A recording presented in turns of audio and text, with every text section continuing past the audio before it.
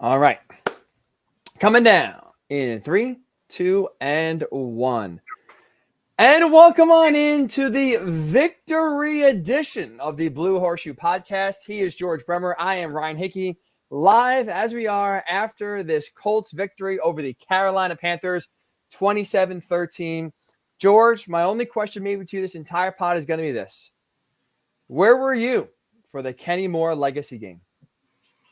No kidding. It's stunning to me. We were talking about this a little bit before we started recording, but it's stunning to me that it's the first time this has ever happened in franchise history. I mean, it is rare. I mean, getting 2 pick sixes in a game isn't something that's extremely common, but you would think a franchise as old as this, it would have happened somewhere along the line. So congratulations to Kenny Moore on making franchise history today. Unbelievable. And honestly, a big thank you to Bryce Young because honestly, not take anything away from Kenny, those were two throws where he was basically the intended receiver. Now you saw the receiver skills after the fact when he's just putting on the Jets and making moves, not even making moves, but just outrunning everyone else.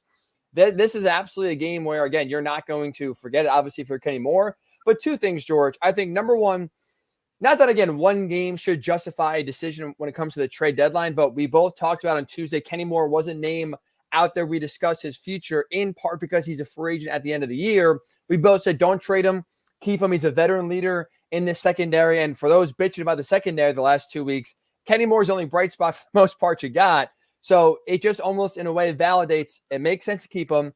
But 2, George, I mean, you look at going forward, he's still got a lot of gas in the tank. He's had a massive bounce back from what was a disappointing 2022 season. I think this game, but the entire year, but this game highlights it and puts an exclamation point on it. There is no way if you're Chris Ballard, you can let him go in free agency next year. He has got to be back on this team next year, no matter what. And today was just kind of the capper or the exclamation point to that point. No question about it. I wouldn't even want to think about where this cornerback group would be right now without him. And if you go forward with that next year, I think you're asking for trouble.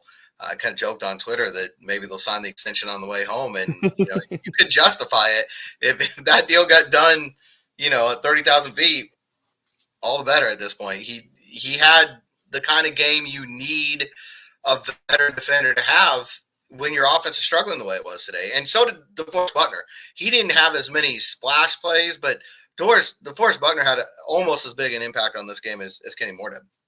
He's been tremendous. And for DeForest Buckner deserves so much credit because especially now the last 3 games in which you take Grover Stewart away, it's easy for him and his production to go down because you have one of the best interior players in the league away from you, and that just now allows more attention to be focused on you by opposing offensive lines.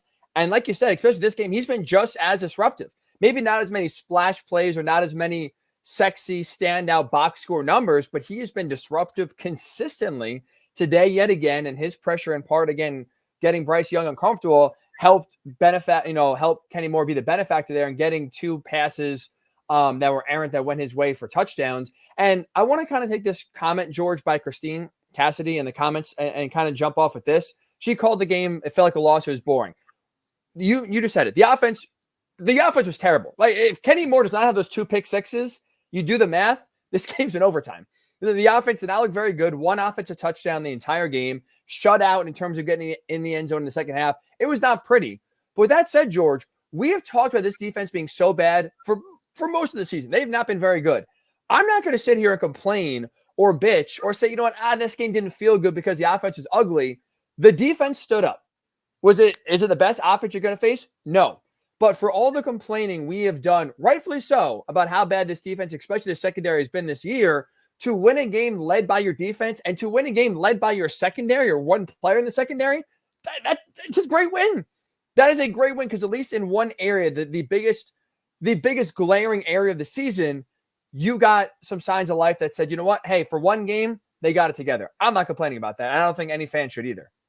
Tom Brady was talking about it a week or so ago on the radio that you can't be at your best every week. And anybody expects that to happen is a little bit insane, but you have to find ways to win when you're not at your best.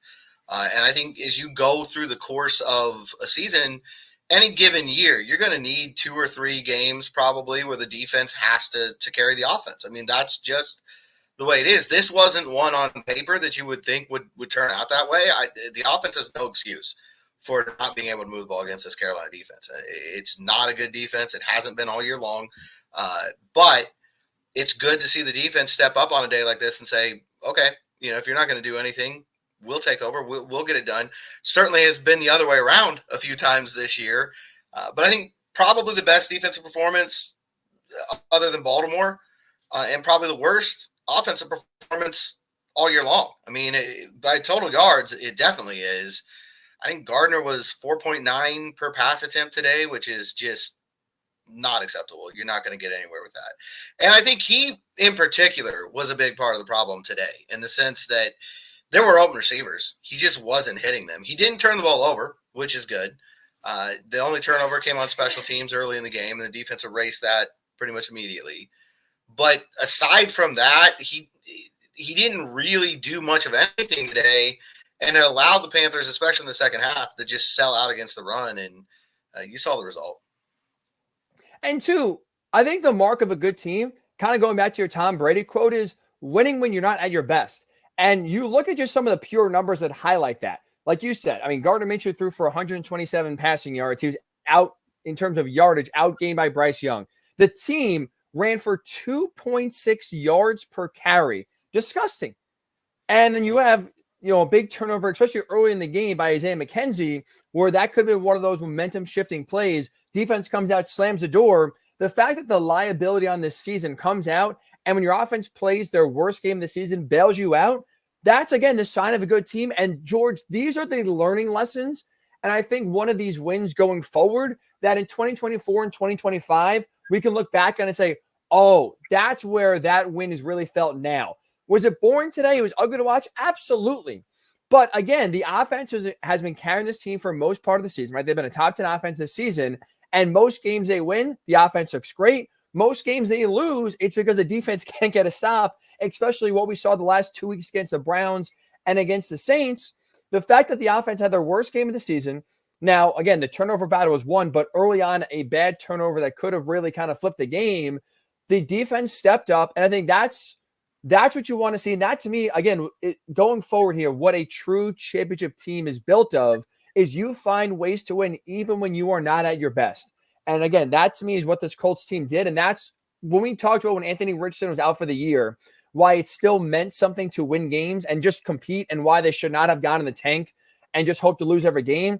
I think today's one of these games, George, where we'll look at 2 or 3 years from now and say, looking back, say that's one of those culture building wins where you figure out how to win and not wait to say, oh, now that Richardson's back, now we can actually try to win. No, you still have that culture and that mindset now. That pays off down the road. I think that's what we saw today. I think that's what we will see from a win like today. Absolutely. Another comment out there from Christine Cassidy that I think is dead on. They missed Josh Downs today. I don't think there's any question about that.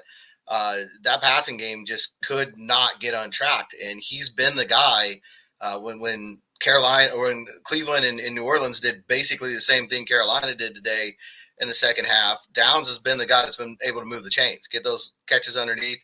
I saw Isaiah McKenzie do it once, but they weren't able to consistently get that going.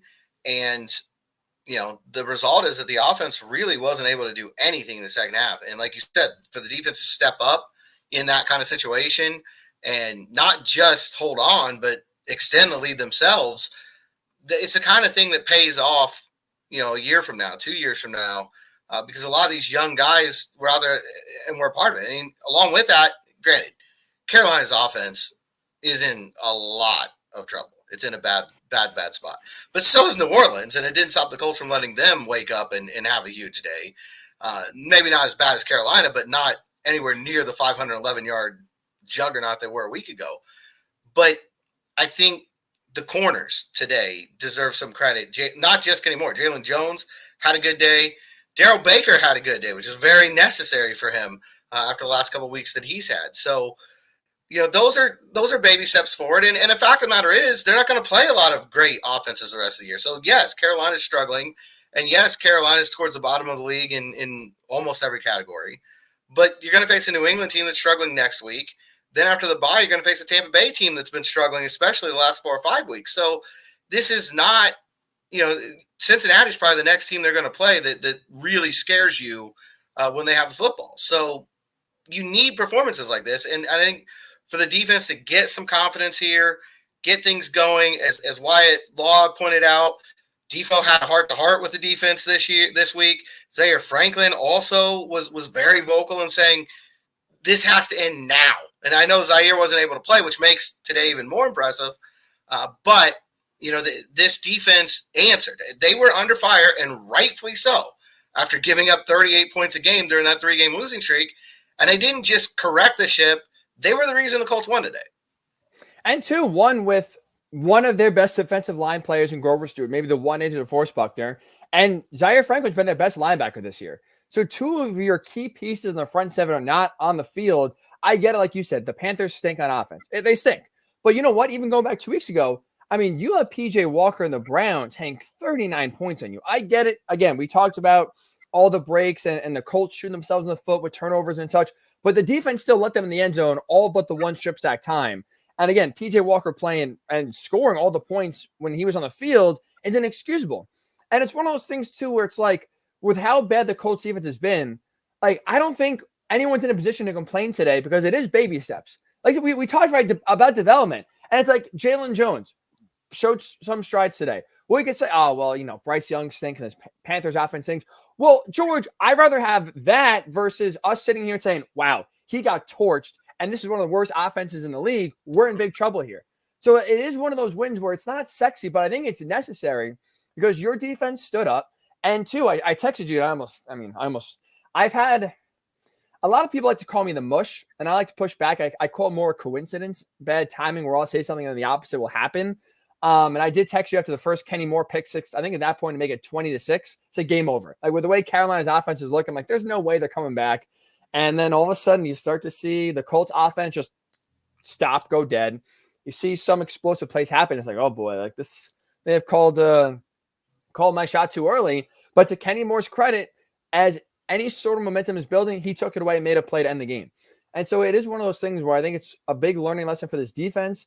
And especially the last 2 weeks, again, the Saints, like I said, they have talent on paper, but were unable to put it together before last week. 2 weeks ago, again, you're talking about a backup quarterback in P.J. Walker and really a third-string running back because Jerome Ford got hurt in that Browns game pretty early on, and still the Colts defense struggled and allowed 39 points on the board.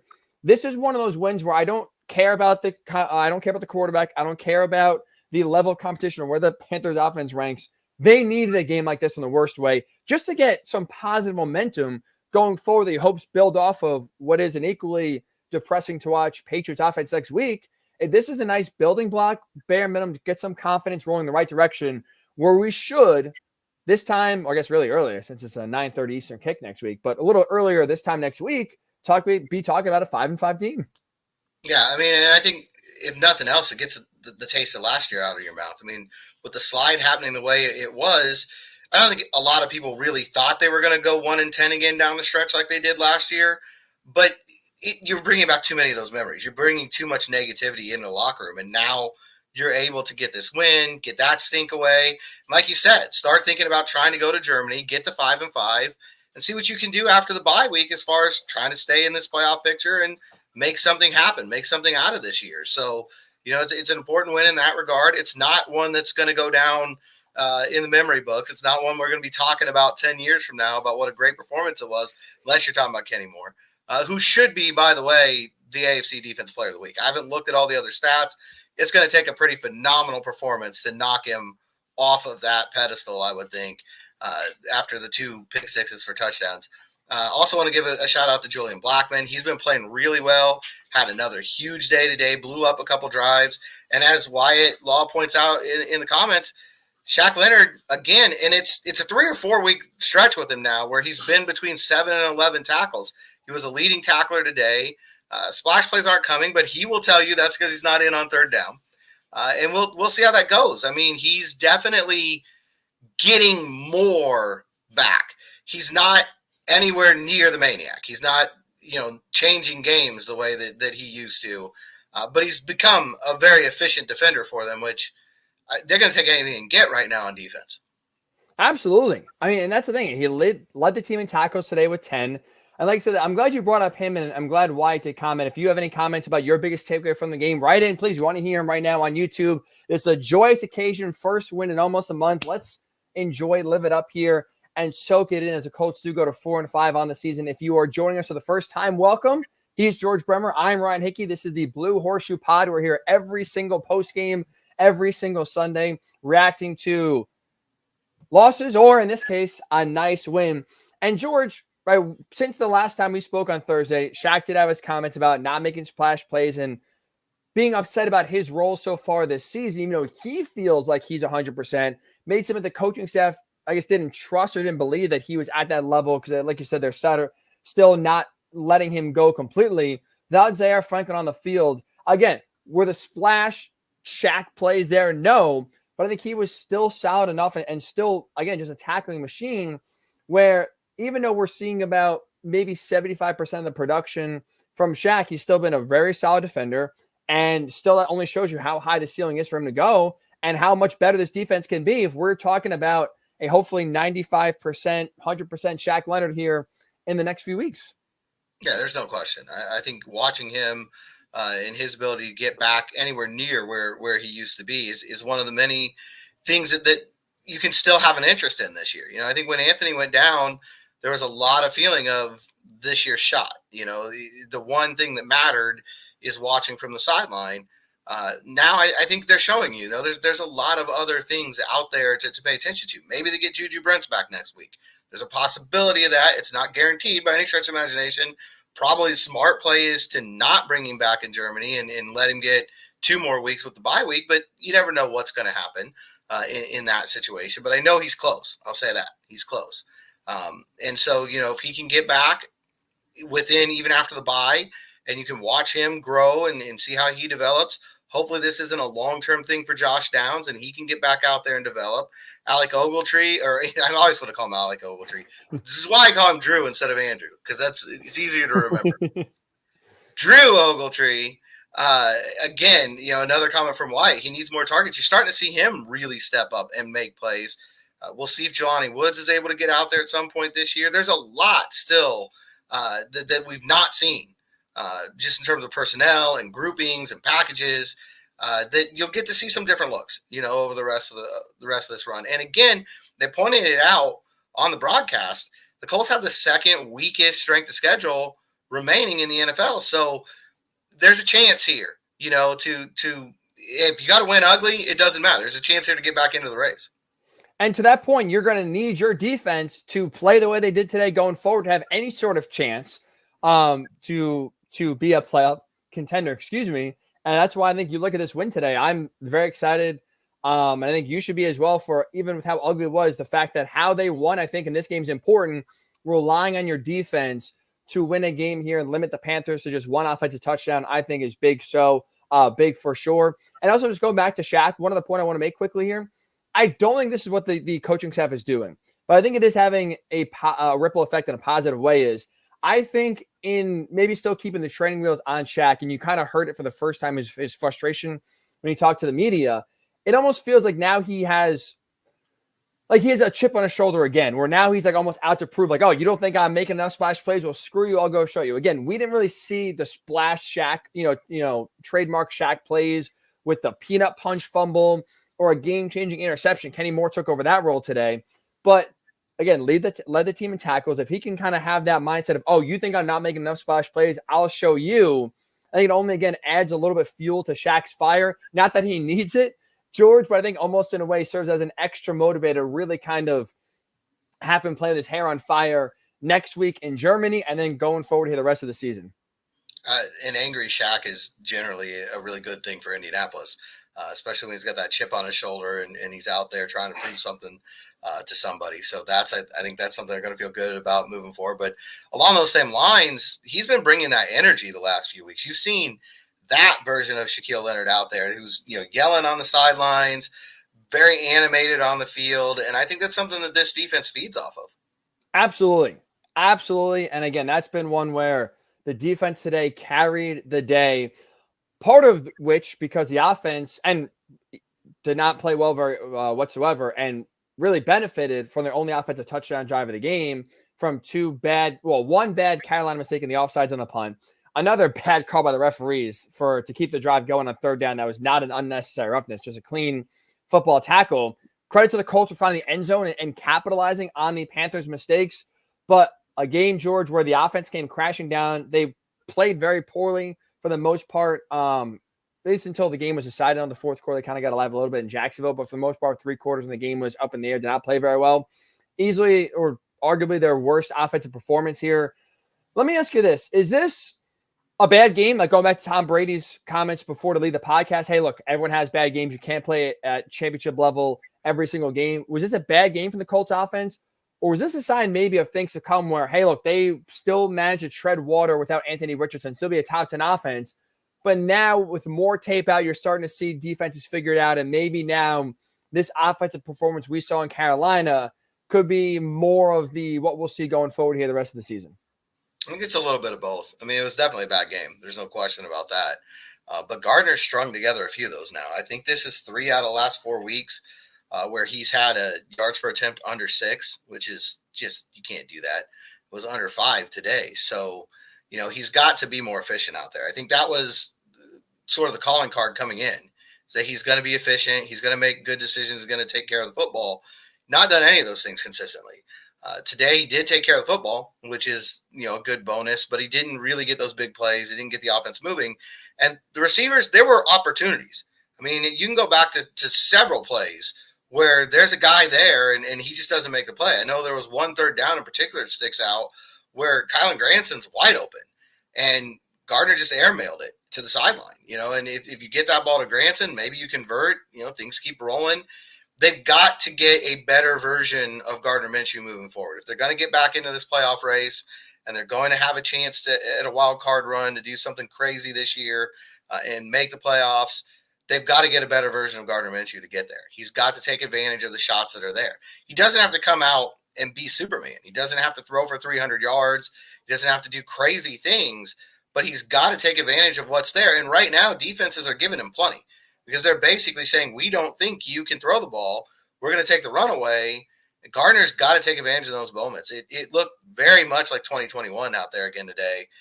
Either the run game's got to find a way to produce anyway, which is very difficult, but they found ways to do it in 2021, or Gardner's got to start playing better. A little bit of both, probably. So I didn't mean to cut you off there, George. I think that's where I think you're right with Gardner. Like this offensive turnaround starts with Gardner Minshew. Not to have, again, 50-yard bombs and open up the defense, but it has to start with him to just have just to keep defenses honest, to have some sort of a pass threat be there. Because like you said, they did in 2021, the Colts still able to run the ball without really any sort of pass threat whatsoever. That's not sustainable though. Like that, like I think that was a one-year hit, if you will, just when defenses are loading the box. Even for how well this offensive line has played this year and how good of a back JT is, you can't expect to be running for 4 or 5 yards a carry when you're facing as a 5, even if you would put a tight end there, a 6-man, front, when you're going against a defensive line or a defense in general that has 7 or 8 guys in the box. And we saw it in Jacksonville when they're in Jacksonville a month ago. They put 8 guys in the box basically the entire game, said beat us one-on-one. They couldn't do it. And that's why I think it has to start with Gardner Minshew, this offensive turnaround. Just again, not to open it up deep, but just to get some sort of threat there where you can't just sit there with 7 and 8 guys in the box every play and say, beat us. And you look at right now this game, I mean, the Colts, 78 yards on the ground, 30 carries, 2.6 yards per carry. We're going to see a lot more of that if there's no passing threat. And we talked about explosive plays a lot, going back to the Cleveland game, there was a ton in there. Colts did not have today one play of 20 yards. One play. Longest play was pass play of 19. So again, it's really hard, what we talked about last year, to have scoring drives when you have to rely on 5 yards at a time and you're not ripping up chunks and you have to put together 10, 12 play scoring drives. A lot can go wrong in those 10 to 12 plays to prevent you from getting the end zone. Getting, massive chunks at a time just helps your probability of getting a touchdown there. And that's where it starts with Gardner Minshew and also the receivers, again, once you get the ball to make a play. But it starts with Gardner to get the ball and get the right read in the first place. And today he did not do a very good job of that whatsoever. Yeah, and there's some things they can do to help them. They've got to get tight ends involved more, I think, Ogletree in particular, but even Mo Alley-Cox, Kylan Granson, get them more involved in the passing game. Will Mallory, when he's active, when he's out there, If they get Jelani Woods back, that'll help too. They need to get Josh Downs back. He, I think, has shown you that he's a big part of this offense and in helping them, to keep defenses at least somewhat honest. But they've got to find a way too to get Alec Pierce going. I know it's not the strength of Gardner's game, but they have got to find a way to get a shot or two to Pierce every week. I mean, that's how you stop this. You get Alec Pierce out there, you scheme him up, you get him, out there in space, and you get a 25, 30-yard play to him. You do that once or twice, and the defense starts second-guessing their plans, and you can soften some things up, and then there is room for Jonathan Taylor to make plays and get things going. And, Taylor did his best today. I mean, his touchdown was just all effort on him. Basically, and a really good block to get it started from Quentin Nelson. But mostly it's just Taylor making people miss and then, not being denied down there at the goal line, and he's got to find a way to get in. You can't, like you said, that's not sustainable. You can't ask him to do that 4 times a game. That's not going to work out. But I think you've got to find a way to get some shots in there, whether it's tight ends over the middle, whether it's Alec Pierce getting a deep ball here and there. You've got to find a way that the entire offense is. And Pittman's very good at what he does and moving the chains. But it was one of those days where he had 8 for 68, I think, something along those lines. And there's just no big play in there. That can't be the entirety of your offense. It can be, the main course of the meal, but you've got to have some side dishes to really go with that. And they just did not have that at all today. Officially 8 for 64 to your point. It's like 8 yards a catch, but you're right. That works, and that is, you can live with that if, again, you have big play threats elsewhere, and that was not the case today. But it's like, that's going back to this. Do you bring up Alec Pierce him specifically? I mean, no catches, but it's one of those things where it's like, he doesn't have – some receivers have to be open to catch the ball and make a play, right? Alec Pierce has shown you in the year and a half he's been in the NFL, you throw it up, he'll come down with it, at least have, like, he is very good at making contested catches. Just give him a chance. Like, you're right. It's not Gardner Minshew's repertoire to kind of sit back there, drop back, and kind of throw a deep fade 20, 25 yards on the field. But that's what Alec Pierce does best. And you know what? Even if it doesn't work, George, even if you can't complete it consistently, just the threat going forward here, just to have defenses think, oh, Alec Pierce is one-on-one down here. Well, they could take a shot. So maybe we'll cheat the safety over just in case to make sure that that's not a big play. That just opens up either someone else in the slot. It opens up Michael Pittman Jr. Maybe just opens up the run game because you're not going to throw it, you're going to run it. It just all starts from the quarterback, and all starts with the quarterback pushing the ball and being a threat. And we saw in the game against Carolina, he absolutely was not. You see Wyatt Law writes in the comments he was not impressed with the offensive line, but 8 in the box stuffed him. Like, that's part of it. Like, the offensive line did not have a great day today, but in part, I can't blame them because the Panthers had no reason to take less than or put less than 8 guys in the box.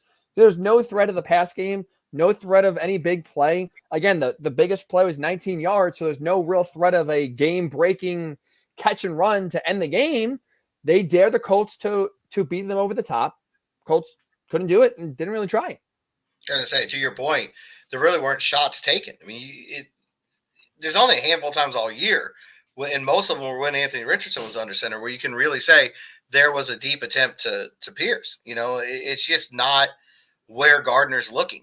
And at some point, I know it's not his strength, but like you said, at some point you've got to just throw a jump ball up there for him, let him make a play, keep a defense honest, make them, start shading that way, make them at least have that in the back of their mind. I mean, right now, I guarantee you, what Cleveland, New Orleans, and Charlotte did in the second half, Bill Belichick's going to do that from the opening kickoff. When they get to Germany, he is going to say, you're not running the ball today. Now, the last time he did that, Jonathan Taylor made him pay for it, back in Indy in 2021.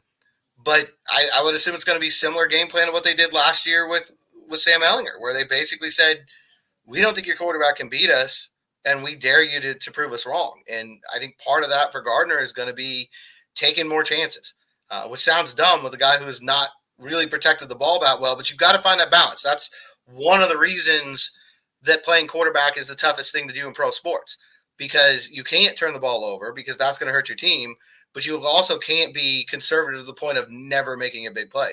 They're equally bad for an offense. I don't want to So you guys know I'm a Penn State fan, Penn State alum, and so I don't want to make this about Penn State, but I think there's something that's very applicable here that I saw Penn State change, and hopefully this could change the Colts here. I don't know if you saw it, George, but it went pretty viral on social media. There was a reporter a few weeks ago because Penn State had the same thing. They did not push the ball deep whatsoever, no explosive plays, and their quarterback Drew Aller did not throw the ball past 10 yards 95% of the season.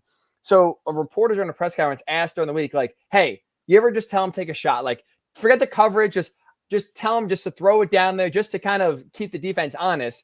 James Frank, I thought, was going to have a heart attack. And I was like, apoplectic, that's even a question. And 2 weeks later, we're starting to see now Penn State throw the ball deep, and now all of a sudden their offense is starting to unlock, and their run game starts to get more productive, and their quarterback starting to look more confident because they're pushing the ball deep. It feels like the same thing here, where it's like there's so much attention on 10 yards and in. That's like, I don't think the worst thing in the world is if you're Shane Steichen this week and you tell Gardner Minshew, "Hey, look, we're going to call a few plays here against Patriots where it may be covered. It may just have to be sometimes an arm punt where you're going to drop back, throw the ball 30 yards, and there's maybe a 50, could be double, whatever it is. But just to put the threat out there and just to have Bill think on their side, oh, wow, they're going to try to throw the ball deep. Anything to back these linebackers and safeties off of the line of scrimmage here, I think the Colts have to take into consideration. And again, especially if it's one of those where, look, there's no read. Like there's only one read on the play. It's drop back and throw the ball deep to Alec Pierce. I don't think it's the worst thing in the world, George, just because bare minimum, you got to establish some sort of threat and at least have Bill Belichick Sunday, but also any defensive coordinator going forward the rest of the season, just have it in the back of their mind of they could throw deep. Do I really want to put all these guys that close? Just have a second thought or put a doubt in their mind, because right now, any defensive coordinator, like I said, they're ears pinned back, lined up, and there is no fear of putting 7 or 8 guys in the box and feeling any sort of repercussions. Yeah, you're not going to get 2 touchdowns from the defense every week. So, I mean, that's definitely not sustainable. And there's ways of doing that without it being an arm punt. I mean, you can, if you don't want to do the 50-50 ball, you can throw a back shoulder. There's fades. There are different ways of doing this. You can tell him, hey, put the ball really near the sideline, either overthrow him or throw it out of bounds, or he makes the catch. Don't give the defense a chance to make a play. But to your point, just showing it, just saying, hey, we may try it, will at least start to move things in the right direction. Right now, there's absolutely no reason for a defense to fear anything like that happening. And it's borne out, outside of like Michael Pittman breaking some tackles and running for a 75-yard touchdown, you just don't see those big plays, and they've got to find a way to do it. Now, Downs has been the guy who's found a way to get into the open spot. He's got a little bit, I think where he's similar to T.Y. Hilton is he's got a little bit of that natural feel for open space. He just seems to find a way to get into the holes in the defense. And, he's done that a couple times way downfield, and then Gardner's been able to get some big plays to him. That's one reason he needs to get back. But this is Alec Pierce's role on the team, and it's why he's been missing all year. We talked about it, you go way back to training camp, that he might be the guy that only has 3 catches, but it's for 75 yards, and you're going to feel like that's fine. He just hasn't even gotten those 3 catches. And I think that they've got to find a way to get him involved, whatever it takes. You got to find a way to get him involved in this offense, or you're going to see a lot more performances, I think, like you did in the second half today. I'm with you. And that's one that's been disappointing, but I don't think it's all on right now Pierce so far in this year 2 aggression. It's not all on him because he's not getting the opportunity or the chances to. Again, we're talking about a guy who had 2 targets today. No catches, 2 targets. For him to be your primary deep threat and to only have 2 targets and not really take a chance either deep, it's just one of those where it's like you really want to see more. And hopefully that's one that Shane Steichen kind of learns from going forward here. And that brings me to this too, George, because I want to give Shane Steichen a lot of credit.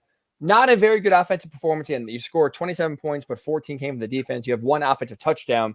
But one thing I noticed, I think one thing we've noticed the last 2 weeks that he has done in a positive, that's a mark of a good coach, is he's correcting mistakes and is not afraid to kind of show you, maybe not tell you, but show you when he's been wrong.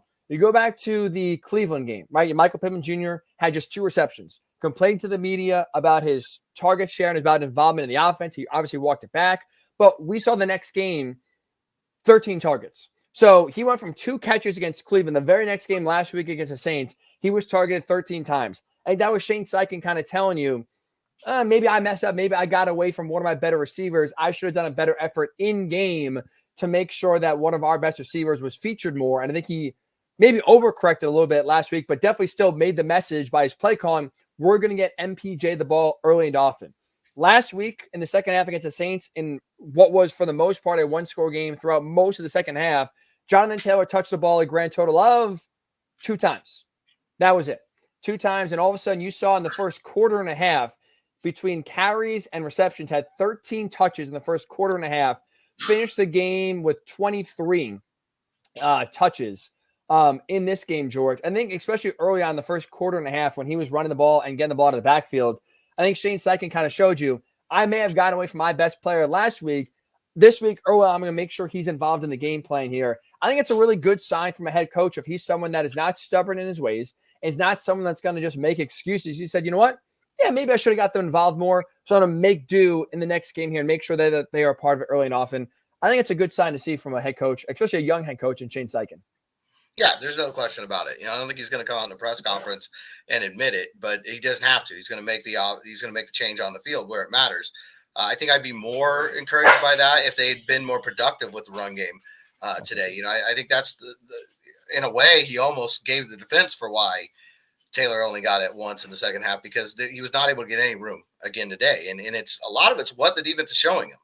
And now a lot of those runs, in the fourth quarter were specifically to get the Panthers to burn timeouts. You had that 2-score lead, and why not? It works, and it gets them back. I think they ended the 11-yard line or something when they finally got the ball back with under 2 minutes to go. So that's not, that's right. Those are fine. Those are acceptable things. But I think it goes back to what we were talking about before. It's great that Shane is correcting mistakes from week to week, and I think you're going to see the game plan change a lot based on opponents. You already have, and I think you'll see that happen more and more as the year goes on.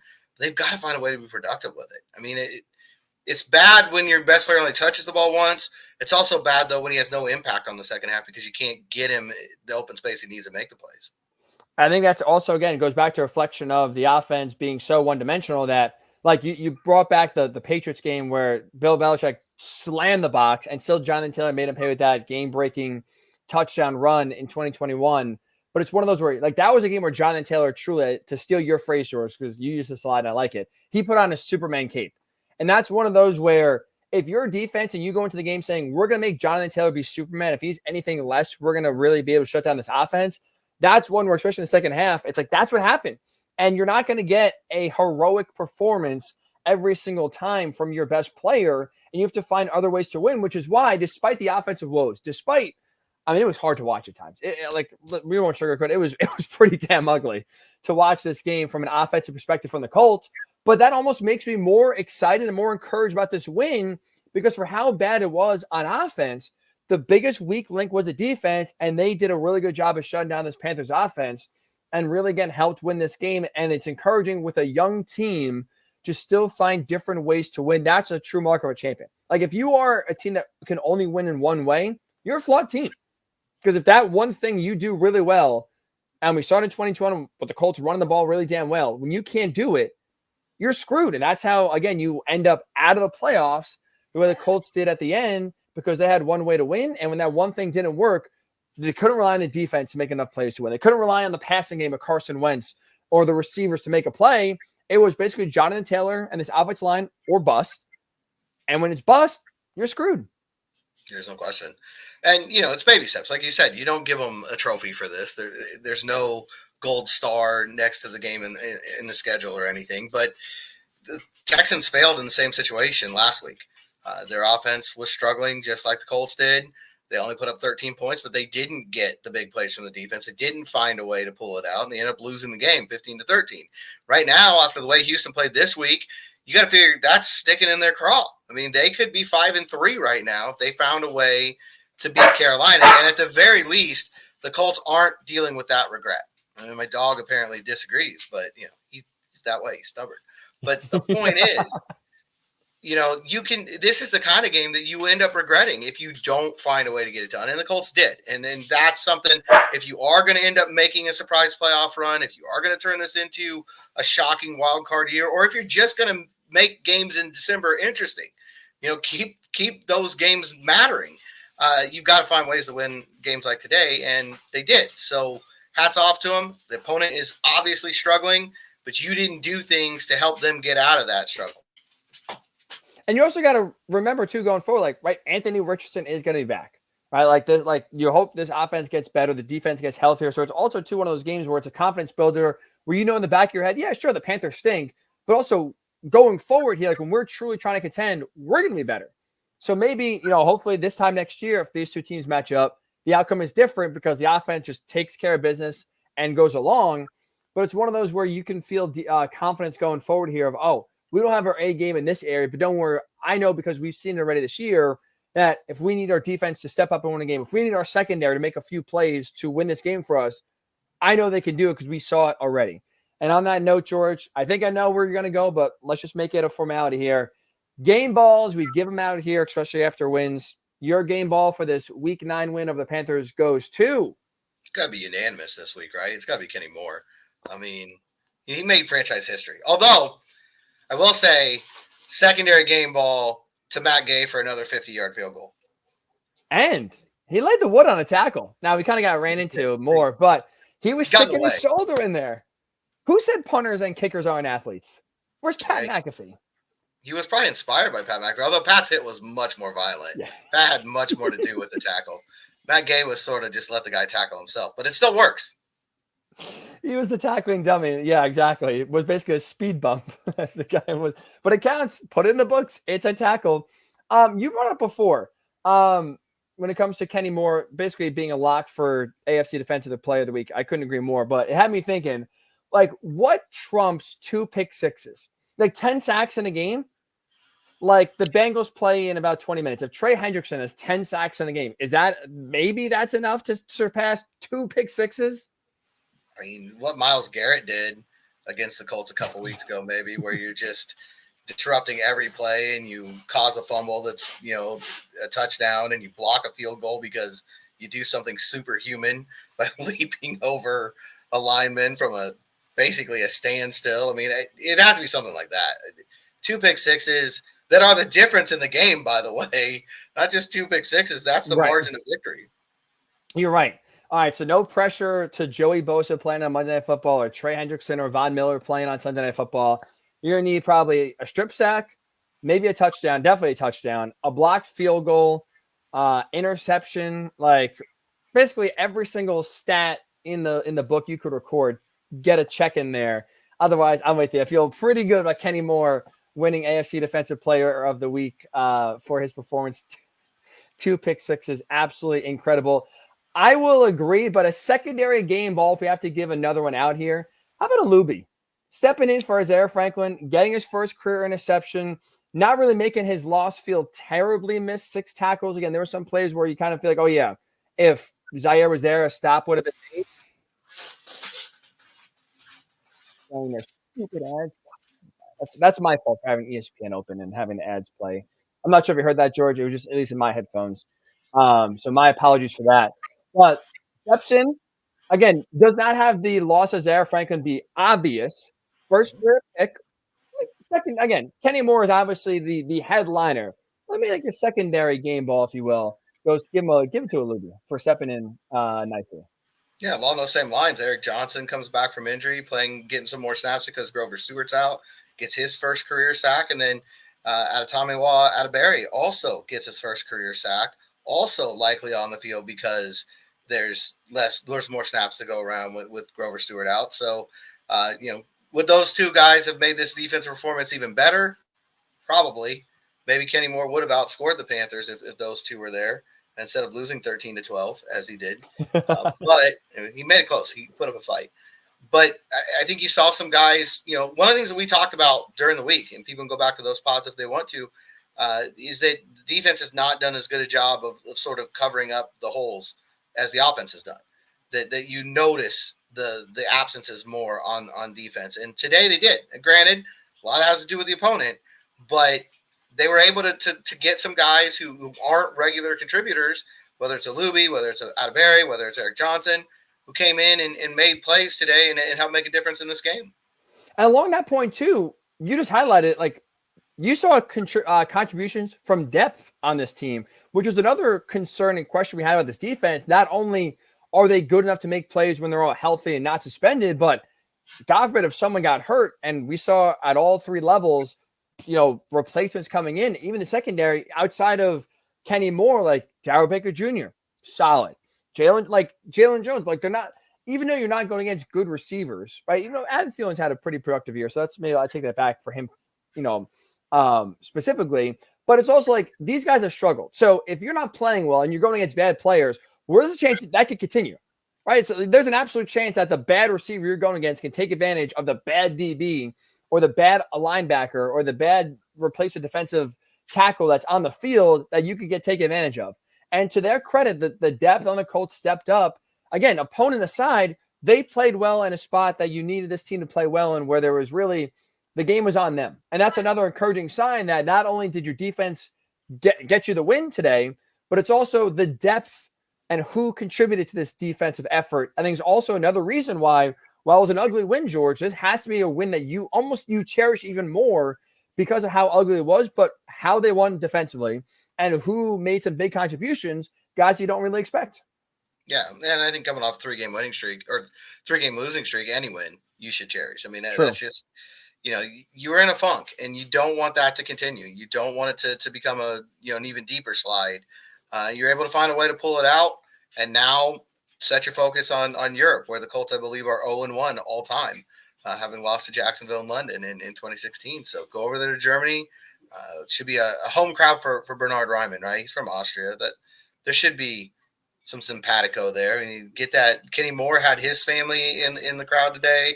Some great moments. He had 2, so I'm expecting 2 pick sixes for Bernhard Raimann. The guy's going to do it if he's on offense, but got to have a huge – got to do something that's the first time in franchise history, right, with his family there. Can we get an end around? I mean, a double reverse? Fumble Ruski to the left tackle? Something's see Rutgers ran the fumble Ruski against Ohio State on Saturday. Maybe we could do the same thing, but instead of the quarterback underneath to the running back, just do a little, fumble Ruski to the tackle and Bernhard Raimann pick it up and run around the edge, and maybe we can have a first. I mean, I got to look at the stats. Maybe off the top of your head. If we had a left tackle score a touchdown, George? Yeah, Anthony Costanzo did. He did it once against the Patriots. So, there's history against this opponent of left tackles in the end zone. I can tell you for a fact that did not happen in Germany. No, it absolutely did not happen. There's a franchise first. And I can't remember a left tackle with a rushing touchdown. It's always been, receptions. So a rushing touchdown for Bernhard Raimann. I think that's reasonable next week. Put in the playbook, Shane. Put in the playbook now. Get it ready. Bill will never see it coming. Oh, George, it's good to be the win column. It's been a long month for the most part. It is good to be back, enjoying a W here. And it's also good to go into a game that's going to be very intriguing. And going to Germany next week, a national audience, should be a lot of fun. It's good to have some confidence going to the only nationally televised game of the season in Germany. You got the grass, the low dome as well, which is interesting. But a great environment that we saw, at least for this morning's Dolphins-Chiefs game. Expect that to be there again next week. But as I say in golf, George, I guess I'll finish off the pod by saying this. As I say in golf, no pictures on the scorecard. Win is a win. Put the W after the Panthers game. Let's go. Absolutely. And now it's on to Germany. I did not listen to Bill Belichick's presser today. God, that would be if he said that, we're on to Germany. We're on to Germany. That would be maybe the quote of the century. Holy cow. I don't know. I'm sure he had a salty bill today. That's for sure. Losing the Commanders. Oh, we're on to Germany. Oh, that will do it for this edition of the post-game pod. The Colts win. Enjoy it. Let's go. Good to be back in the win column. 4-5 on the season. Going to shoot for 5-5, being at 500 at the bye week with a win against the Patriots. We'll have you covered. Now, unfortunately, we will not be in Germany, which sucks, George. I don't think we'll have any. I mean, I'll speak for myself here. Maybe you are ahead of the ball more than I am. What do they call the overalls again? Legenhusels? Who's in Watsons? My German is not good. And you would think I got German background too, so you would think I would be better at this, but I am not. You know what I'm talking about? The overalls? Like the look with the hat? Lugan? No, I mean, I'm trying to think of the beer. It's not Lederhosen or something like that. Something like that. Lederhosen. I will not have any ready by the time we – actually, maybe. I don't know. Amazon has fast shipping. Maybe we'll have some ready here for this week's pod to have a real German theme here as we get ready for Germany. I gotta think about it. They got some brats. Yeah. Get some brats. Somebody brought schnitzel to Andrew Luck when they were in London. So, who knows? There's always, ways to celebrate the German culture. And this should be big. I mean, I think the crowd over there today really seem to be into it. They're obviously not getting quite the same matchup they got last week. But, hey, they get Gardner Minshew. They get Bernard Ryman. They get this unstoppable juggernaut that is the Indianapolis Colts. Well, the good news is, got to thank the Chiefs and the Dolphins. I mean, 21-14, you found a score. Didn't exactly let the scoreboard. So it's not like the German fans like, oh, well, we're going to see a 35-31 game every single week. This is awesome.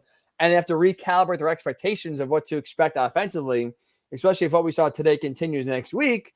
So the bar's already set low by two of the best offensive teams in the league. So that's at least good going there to set expectations low. But also, too, look, if who knows how we'll celebrate the German coach this week, which is why if you are joining us for the first time, one, welcome. Two, subscribe. Blue Horseshoe Pod right now, where you're watching on YouTube, is where you can find us after Sunday's game and after every game this Colts season. Make sure you subscribe to get the alert. Also, subscribe wherever you get your podcasts. Blue Horseshoe Podcast. We're here 3 times a week, Tuesday, Thursday, after the game on Sunday. So enjoy this Victory Sunday. We'll be back and you set for Pat's Colts in Germany Tuesday, right here on the Blue Horseshoe Podcast.